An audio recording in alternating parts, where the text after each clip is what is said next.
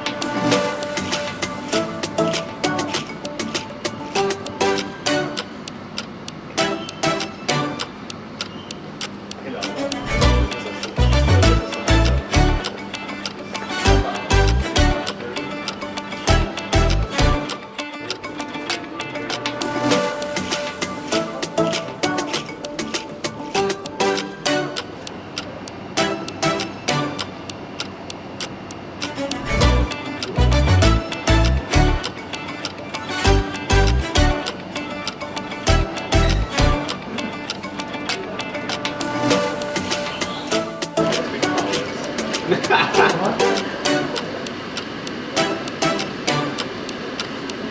HP-nya boleh.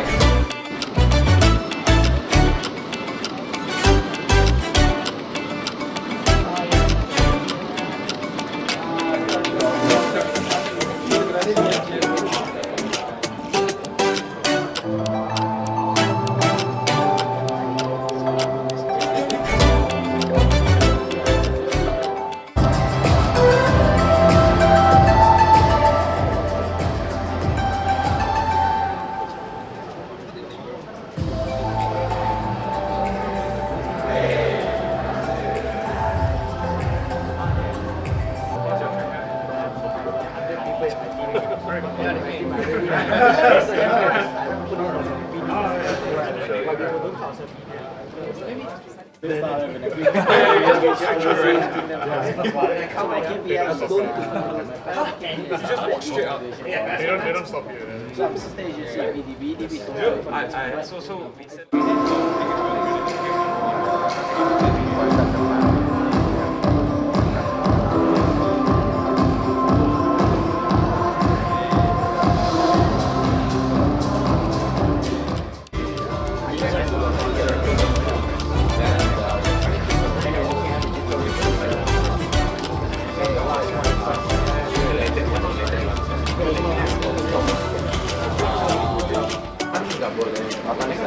Dia hanya dinonaktifkan dari posisi ketua, tapi dia masih jadi anggota. Iya. Situ MK.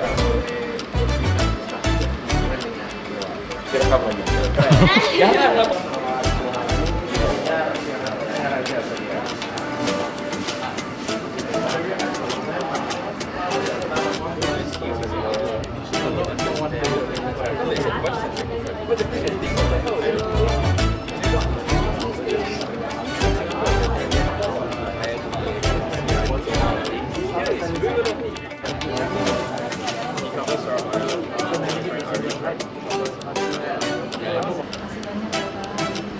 Yeah.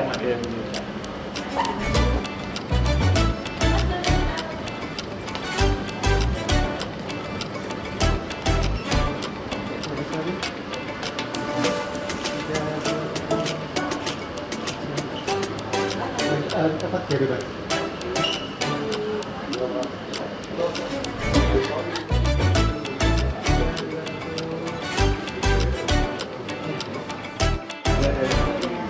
Because of him, he gave us a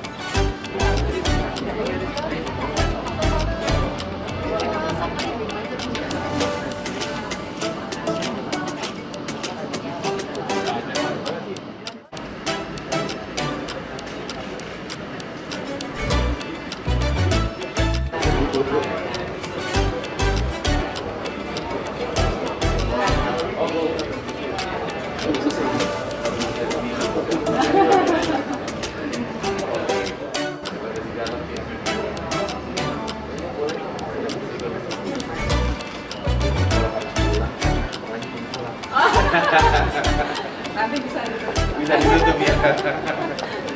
Baik. Bisa ditutup ya nanti ya. very good to meet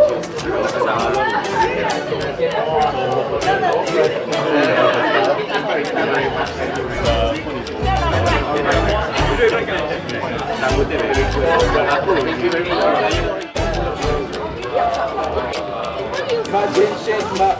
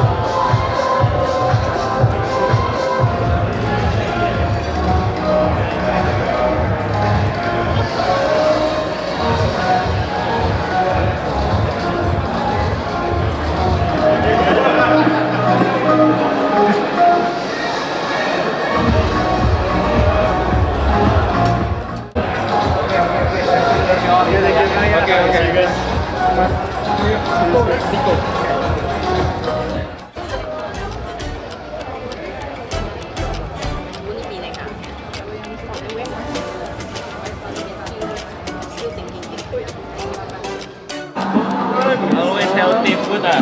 No lah, see everything I'm healthy. Alan is considered healthy for me. That's because no. That's because I'm very flat.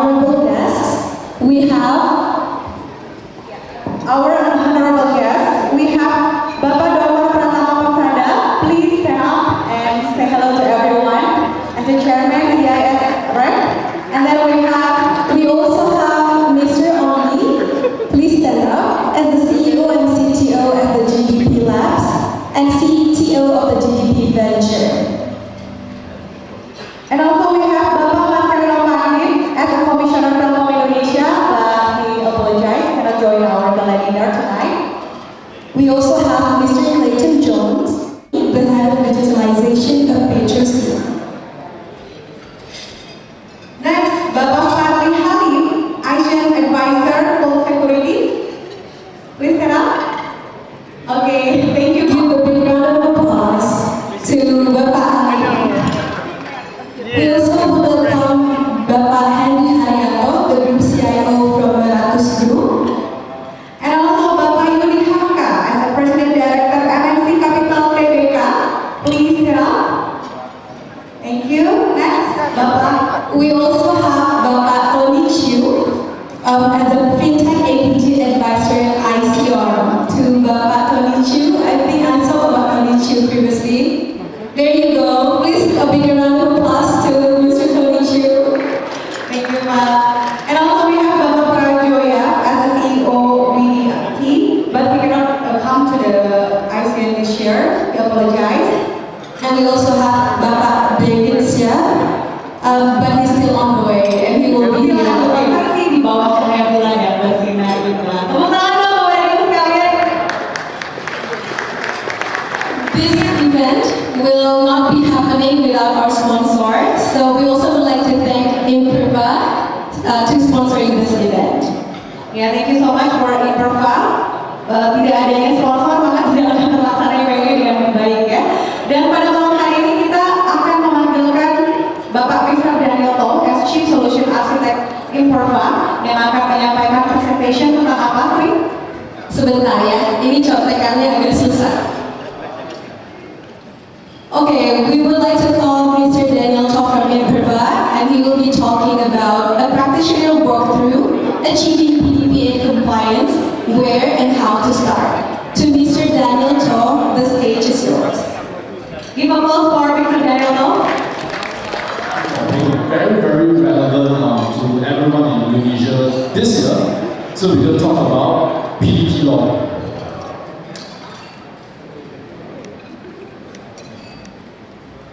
Alright. Now, last year, same time, right, we introduced Imperva as a company who has been around for the last 22 years, starting off in the web TELUS customers, and then using the encryption technology and HSM. Now, long story short, together with the TELUS acquisition, today we go beyond the application firewall, we go beyond the database firewall, so we are able to provide one single suite covering from encryption, tokenization, data discovery, database protection, so on and so forth, under one single umbrella. And this is what we can bring to the market and to you today on the table. Now, with this in mind, right, let's start off with the evolving landscape when it comes to privacy.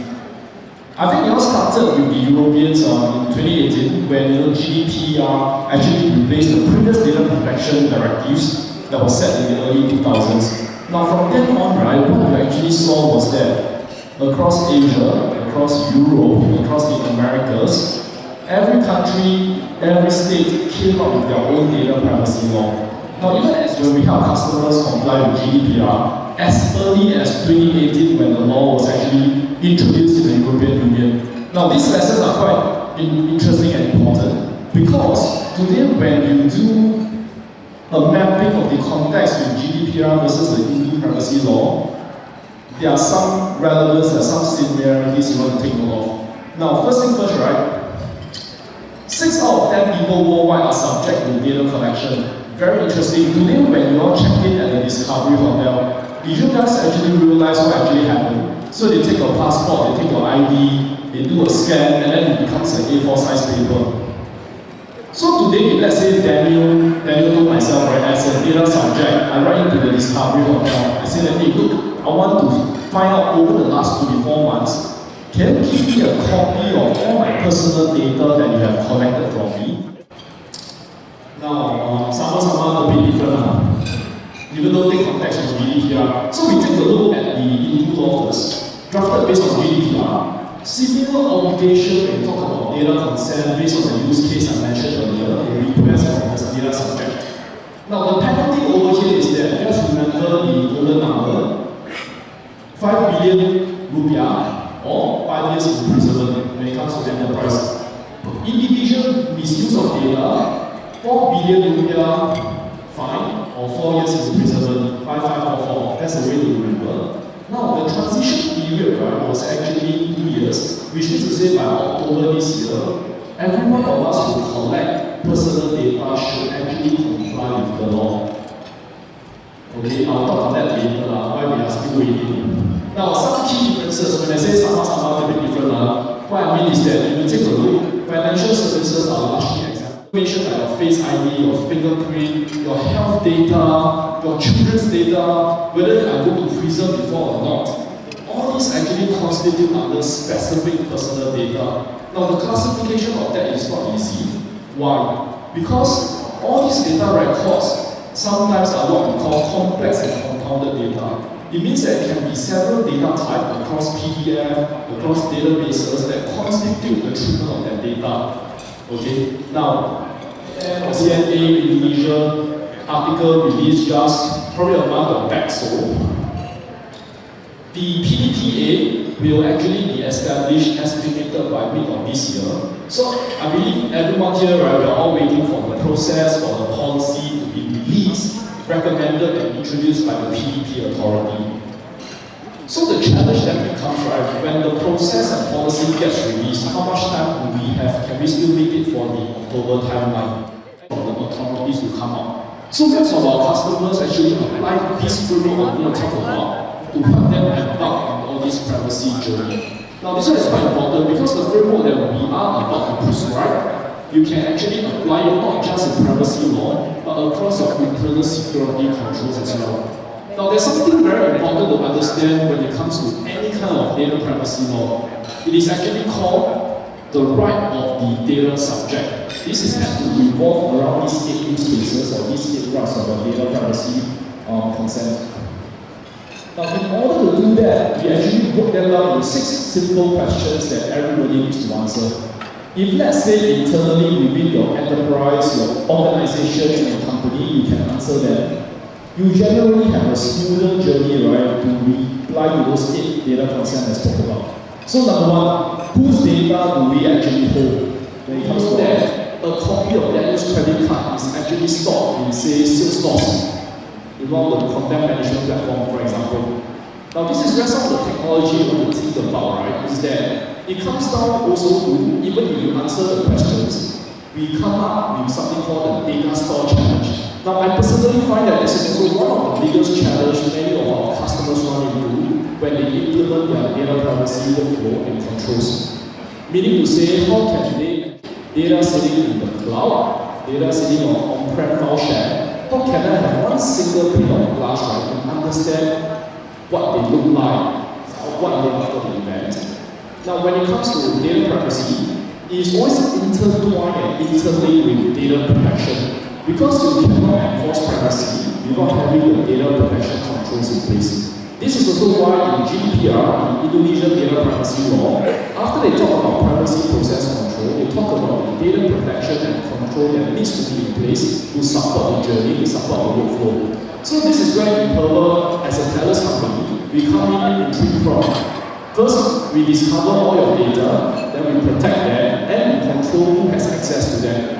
You can break them down and think of them in terms of security controls, risk management, risk cases, and compliance enforcement. So in this case, from the journey of data birth, be it coming from any kind of data sources that create data, to how the data is being consumed, who is touching it, encrypting the data, tokenizing the data, protecting the databases, and even the file share, doing discovery of data, right, be it in all your unstructured files, like PDF I mentioned about, Microsoft document, Excel spreadsheet, any kind of databases, we can discover them not just in Indonesia, but from China, Singapore, Malaysia, Thailand, Vietnam, so on and so forth. Now this one is quite important. The reason is because, right, you look at any data privacy law, there's no structured data source, we do the audit of who is touching the data, and then at the end of the day, right, we will secure them to say that if anyone unauthorized is trying to touch personal data over here, not coming from authorized sources, this is where you can get an alert, this is where you can secure it by blocking the connection. And all these are actually end-to-end through an automated and continuous data GRC journey workflow that we put in place. Now, I just want to summarize these with a couple of slides. So, everything that I spoke about over the last 15 minutes, you can apply that consistently, not just on-prem, in the cloud, or if you choose to go for a hybrid model, 6 months to 24 months down the road, for example. So, from Mr. Jasper. Yeah, Mr. Jasper, CDO is the founder and chairman of the SIS and Inspire Group of School, one of Indonesia's largest and premier education group in partnership with IFC, World Bank, and international investor and fund. Mr. Jalpa has also worked across the archipelago from Aceh to Kalimantan as an engineer for almost 30 years. He is also the deputy chair of the Singapore Chamber of Commerce in Indonesia. Please welcome Mr. Jalpa. Finance people and organizations as we chart Indonesia's future. The Singapore Chamber of Commerce is our mission. We bring in and will hold the hands of small and medium enterprises coming into Indonesia, because this is a very, very complex country. I always tell foreign companies, especially Singaporean, do not fly in the morning and disappear in the afternoon. The best way to understand Indonesia is to spend at least a week. As we chart Indonesia's future in technology, I have a thought. Technology is going to disrupt jobs. Technology must also help create jobs. The future of Indonesia is in education. Pendidikan adalah penting buat pertumbuhan negara ini. I've been in this country for more than 25 years. I speak fluent bahasa. I've known governors. I've met bupati's. I've met many people. This country has one of the youngest population around. The median age is 29 years. There are about close to 270 million people. In 2045, it will be close to 318 million. It is the fourth most populous country. It is Southeast Asia's largest economy. The potentials are enormous. But education is a big issue in Indonesia. In the bottom 1/5. The World Bank says children in Indonesia who go to school 12 and a half years are actually learning only for 7 or 8 years. 55% of the country only has internet. Folks, affordability and quality is a big issue. You can dream about your products, but unless you have the right skills next to you, you will limp. The talent in this country is hugely passionate. Tap the talent accordingly, but the supervision costs are. Read between the lines. We have found dealing with talent in smaller cities and bigger cities a passion. We work with Deloitte to understand what's the best way to hire. And one of the biggest learnings after working with Deloitte, where we look at 25 companies around the world, hire for attitude, train for skills. Attitude exists in this country. We are now putting up colleges to upskill the Indonesian talent, focusing on the proficiency of English, Mandarin, digital literacy. We invite Ben again. Please come, Duo Tiger. Applause again for Duo Tiger.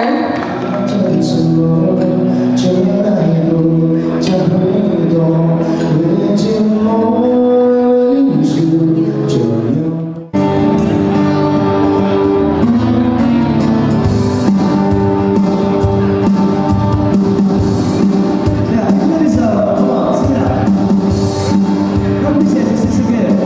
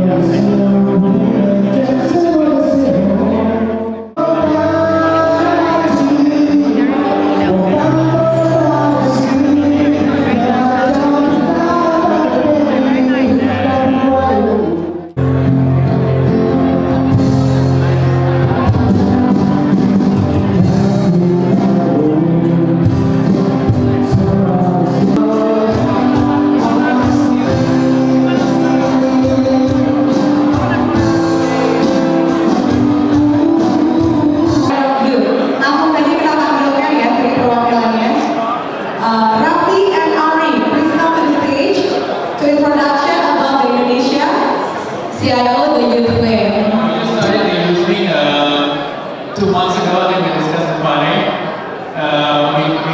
We just started recently, and basically youth wing is for the aspiring tech leaders who's under 35. So I think from your team, if you have the young managers, if they want to come in, they want to join us, we will love to have them within our community. I think Ari will share more of it later. We're going to have something to do later this month. And maybe I think a bit on why we started this community, why we started the youth wing within XCION and the other industries. Like the horizontals everyone can do, but the verticals, like the industry-specific knowledge you can share with each other, that one's hard to find. Especially for the young leaders. So we will also help the young leaders bridge them with the more experienced leaders, so we can have the experience of the more senior leaders and the perspective of the younger ones. I think the reason why I'm doing is because I enjoy the networking with all the amazing people here. This is actually my fourth time speaking at XCION event. I think as the youth wing, we're also having similar or maybe different kind of events for the youth members to engage them in a more professional way. And I think other than that, probably I will also have more professional growth here. Meeting all the senior leaders in IT and possibly having a mentorship with one of you guys. Maybe we can share that with our members in the future. And just let me or Rafi know, for a heads up, I think Rafi mentioned it earlier, we'll be having a breakfasting event in Ramadan, March 21st. We'll be updating it in our LinkedIn, so let me or Rafi know if anyone in your company has it done. Probably that's all. Thank you everyone, thank you for the time. Thank you.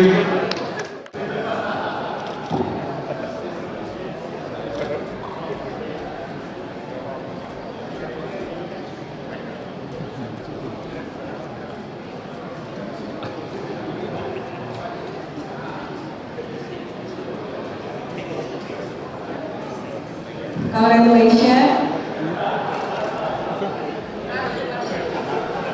One more. 1, 2, 3. 1, 2, 3. Have three sponsors. So we will be inviting Maret again, while also inviting the sponsors from Imperva, Bumita. Oh, Ibu Mita, baik. Ya, Ibu Mita boleh ke depan untuk teacher, thank you so much for always supporting us without sponsor. And then the second one is for single vote. Please, for single vote. Teacher. 1, 2, 3. Okay. Anyone from